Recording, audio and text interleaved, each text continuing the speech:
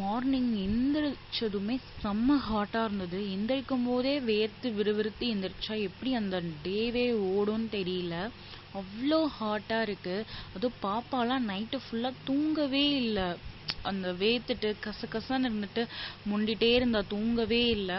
அப்புறம் தான் சரி டேபிள் ஃபேன் வேணால் வச்சு செட் பண்ணி பார்க்கலாம் அப்படின்னு சொல்லிட்டு பாப்பாவுக்கு அந்த ஜன்னலில் கட்டி விட்டு டேபிள் ஃபேனை வச்சுருந்தாங்க. போன வருஷமும் இதே மாதிரி தான் வெயில் இருந்தனால விண்டோ பக்கம் டேபிள் ஃபேனை கட்டி விட்டு வச்சுருந்தாங்க. அந்த வெளிக்காற்று வரனால ஓரளவுக்கு பரவாயில்லையாக இருந்தது.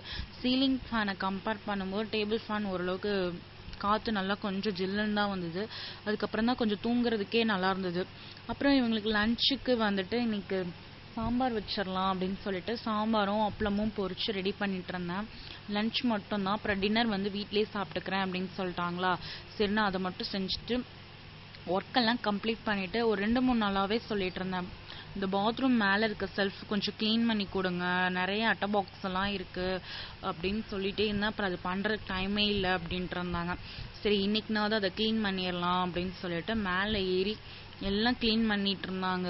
நிறைய இந்த ஜூஸ் பாட்டில் அது இதுன்னு அப்படியே ஒரு மாதிரி குப்பையாக இருந்த மாதிரி இருந்துச்சு. அப்புறம் அதெல்லாம் க்ளீன் பண்ணி எடுத்து வச்சதுக்கப்புறம் தான் அதை பார்க்கறதுக்கே ரொம்ப நீட்டாக இருந்துச்சு. அப்புறம் அவங்களும் ஃப்ரெஷ்அப் ஆகிட்டு நெக்ஸ்ட் செகண்ட் ஷிஃப்ட் கிளம்பி போயிட்டாங்க. அப்புறம் நானும் பாப்பாவும் கொஞ்சம் நேரம் ரெஸ்ட் எடுத்துட்டு ஈவினிங் போல் அப்படியே வாக்கிங் போயிட்டு இந்த டேவையும் ஒரு வழியாக கம்ப்ளீட் பண்ணியாச்சு.